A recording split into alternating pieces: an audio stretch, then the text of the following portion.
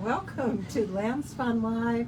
This is October 30th, and we are here with some wonderful fiber artists today. I'm really interested myself because we keep learning every time we have new people come in. They show us new things, and so today we have specialties in knitting, socks, crocheting, and also New knitters. new knitters. One other thing. Is that it? Two things. Well, We'll see. we'll see. It's a surprise. But since it is October, we have got you located in our sock room, which is filled with hand-dyed sock yarns that we actually make here. All kinds of projects and patterns that we can give you complimentary. And one of our biggest, this yarn is so popular for both shawls and socks. And one of the people that has popularized this tremendously is Barbara, our sock teacher. She came up with this idea for people that want to get a grip on socks but not have to make a whole one to start, of these miniatures. And what cute little holiday ornaments these can become. So if you've thought about possibly making socks, you might want to start with getting the big picture and kind of like going in the shallow end of a pool before you plunge in off the diving board. I thought this was a brilliant idea. It is, because I have tried to make socks, and I have big feet, so it takes a long time to make my sock. It does. But by the time you get halfway through, I'm like, I can't finish it. So that would be great, and I would be able to learn how to do the whole thing. Not only that, but because, I had no idea they would be so popular, but people will see Barbara sitting and knitting, and they want a custom pair if they don't know how to knit it, and they want to learn if they're interested in learning. That's great. So it's like, it's for everybody. And so many things you could do. You could use them to put money in for graduations or Christmas gifts, really cute little stocking stuffers. Practical, artistic, beautiful, And fun. And here's our teacher, Barbara. Hi, Barbara. Oh, and I'm working on a pair of toe-up socks that I'm going to show you how to do increases with on these wonderful flexi flips that have become my favorite. And a toe-up sock means what? That you start at the toe and you end at the cuff. Nice. So after you do the Judy's Magic Cast On, which you can find on YouTube very easily, you take your stitches and you always go across the top, and then you turn it and it's always across the top. So what you want to do is grab that first stitch and just knit it as usual.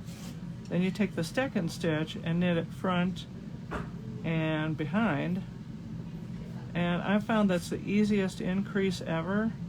And then you knit until the second to last stitch and do another front and back again, and each increase row gives you 2 stitches on each needle, so then for a total of 4 stitches. So we're to the second to last one. So go really slow on that Okay. increase so we can. So wrap it around there, go through here, and then you go in the back, wrap it around, and go through.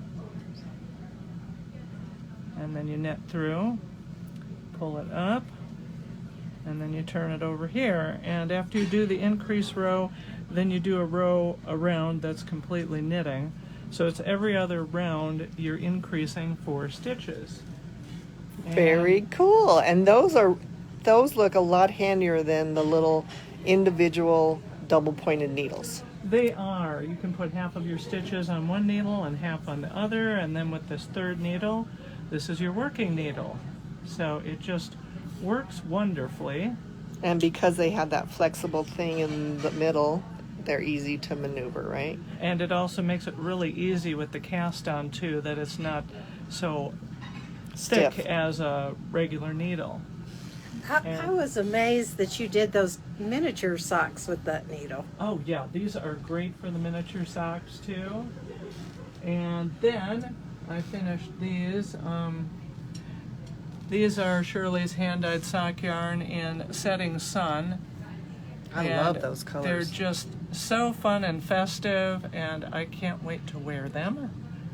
And then I also have these that I wanted to show off because these have the Flegel heel. So they look different than a regular heel. Like for instance, the ones over here have a short row heel. The ones right here have a heel flap and gusset. But these have a Flegel heel, which means in that this you book. go around, and they're in the Sock Project book, by the way. And each time you go around to the back, you increase the second stitch and the second to last stitch, and then knit around and do a complete knit row. But every other row you're increasing on these, and you don't have to pick up stitches off the sides like a regular heel flap and gusset sock. So is that prevent those big holes that I get It in does. mine? It Okay. prevents the holes, and it also makes it a nice snugger sock than maybe a heel flap or gusset one. And people don't have to try and figure out, well, what is a short row all about? Because these don't have the short rows. It's awesome. And you'll teach all this in the I classes, do. right? Great. I do, and you can see the increases here because there it's small and there it's getting bigger, and then it goes back down again. So you get to a certain point and then you expand and then you go back to your original stitches. Very That's nice. part of how sock math works. It takes the fear out when you've got somebody like Barbara to bail us out. Exactly. And answer these questions. We had a question on that heel about this from the Sock Project book, so that's why she just went into detail. So if you have questions on socks, don't hesitate to comment below, ask us, come into the shop for help, sit next to Barbara. And Barbara, we do have a comment from somebody watching that says, Barbara rocks the socks. Oh, and I have to show these off. I wore them special. These are in the 52 weeks yes. of socks. They're called Porch Light. And I used the remnant yarn from 2 different pairs of socks that I made with Shirley's sock yarn. Beautiful. So if you save those sock yarns, particularly if you have all the same type, Barbara can help you do some amazing things with your own design. And I know what our other thing was. It was you're going to show off this shawl that is Yes. made with the sock yarns. So numerous shawls have been made from our customers. We happen to have just a couple of them here. How appropriate that Susanna made us one of our Halloween mini pumpkins that are decorated here. We've got knitted, crocheted, and now painted pumpkins here. Those are cool. We are ready for Thursday. And look at all these beautiful colors of sock yarns you've got. I don't know if this sparkle shows, but there are the sparkle variations on the sock yarn, just a very subtle, soft sparkle, and then there's solids. So you can combine the two or do your preference for one or the other separately. And we have more guests, and this is kind of a sister's day. So my sister is here. Hi, Ann. And one of our favorite crocheters that makes samples here that we seem to inspire everyone with is Carol Lee. And she's going to tell you about crochet these hats and introduce her sister. Okay, so this is my ribbed hat beanie. It's done, it's worked back and forth, and it's done in a rectangle, so you can see I'm mid sewing it up right now. And you do it with a half double crochet in back loop only. And then when I get to the end, I just start seaming it up the side with a slip stitch. So what I do with that, Hold on just a second. Let me. yeah, you're good, you're good. Many people have asked about the construction of sewing this together. It's just a simple crocheted rectangle, but this is what you want to know how to do. So I take it with I do it with a slip stitch straight up the ribbing, and I go through the V of the first stitch, the top stitch, and then I go through the back chain, this was the first original like chain that I worked, and then I worked into that and built the rectangle from there. And I go through the V of the half double crochet, and then I go through the bottom chain, and then I just work a slip stitch, and then I continue on. So again, through the V of the half double crochet right onto the next stitch, and then through the chain, the starting chain, and just a slip stitch. So you just pull up a loop and pull it through all of them, and you do that all the way up the back of the hat, and that creates your seam. So then when you flip your hat right side out, you can barely you even can't even see it. Yep. So it just blends right in with the ribbing, and it doesn't look hardly there either on this side. So I remember somebody coming in yesterday and asking about your hat and where it was, and I said I thought it was done in a square and seamed together, but I couldn't find it. yeah. So then what you have is you have this rectangular tube that you're working with, so both ends are open. So then what I would do is I take this and I tie it off, and then you thread a needle through it, and then you take your needle, and what you do is you cinch the top up to create a hat. So here, let me finish this. So really you want to quick. make sure you leave some extra Yes, yarn yep. Leave some extra thread yarn on that tail. on that needle. And then what I do is I take from the starting and I weave just every other bump. So I start from there, and then I go out and then into the next bump, and then out the next bump, Oh, and then this looks into the next easy. bump. Yeah, super simple. It's a great like beginner starter pattern, and then you can just kind of pull it, and then once you get all the way around the hat, you'll be able to cinch it up, and then you have a fully done crochet hat. Beautiful. So- That is Yeah. cool and very Where fun. is the brim on the hat? So this is the top, and then the brim is like this, and I made mine long enough so that I have a folded brim. So I just flip it up, Cute. and then That's it's really cinched at the cute. top, and that's your finished hat. And these are awesome in the store. People like to come in, and they make excellent presents for people. They're special. This yarn she's using is a combination of cotton and a cashmere blend, and it is like a halo effect with the silk. I just love the way that And looks. it'll be warm. It's incredibly soft. And tell us when you started this hat.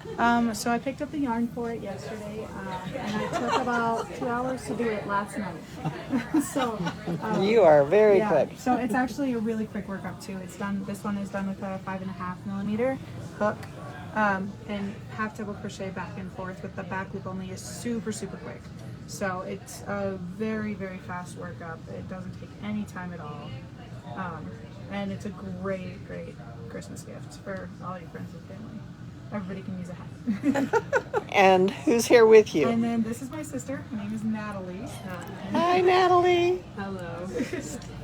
Tell us what you're doing. I'm knitting a scarf, and I have not knitted in like years, and never with like needles. I only ever used like a toy hat knitter that we got for Christmas one year. So I am learning to do the purling on one side, and then the little The knit other stitch the and knit the stitch purl on the other stitch. side. I have no like. Well, you're doing technical great. terms down, but. And when did you learn? I've been crocheting for a long time, but I have not knitted at all without a machine. Until today, Until so. today? Yeah. This is congratulations. Yes, very wonderful job. So it's kind of dangerous coming in this place, right? You have a new career. way. And you're moving here, right? Yeah, eventually. That's a plan for sure. And then what's Ann doing? Well, we need Speaking to- of sisters, So we need to see this creation. This is my first crochet project. So after knitting and weaving and a little spinning, I decided to learn crochet. And I'm making the same hat project oh, fun. that you just were looking at with two skeins, well, two balls. It's really just one skein. 2 strands of the cumulus cotton, and we're using the half double crochet stitch. which was. And how long have you been and crocheting? this is my first project. Oh, fun. I've just started it, and with a few false starts. Since I am left-handed, I need a little bit of sympathy there. Are you crocheting right-handed? And I'm crocheting right-handed, as you see there. Well, it looks great. So this is going to be wonderful, and now I know how to finish it. Yeah, look, always something new here at Lambspun. It truly is. And last week, if you remember, we showed you we're very proud of this hand spun area in the store. We now have a hand spun shawl that Paula created, and it's all natural sheep colors. Very pretty. And if sometimes a great idea, she took a trip, or her mother did actually, to the Shetland Islands. So she got the wool there. She came back and hand spun it, and then she knitted it. It's a great way to remember a trip that's even that's the whole fabulous. family can enjoy. So we really appreciate your coming. We have lots of other new things that we're excited to show you for November, and we're just starting to decorate for the holiday season, but we're still in the October mood. So pay attention or stay tuned, because we will be having information about our holiday artist sale. yes, But we don't have a date yet, so stay tuned. the holiday items are coming in like crazy. We're pretty full, but it'll take time to display everything, and we'll have a little brochure. And be sure to look at the end of the class schedule. There are one-day classes.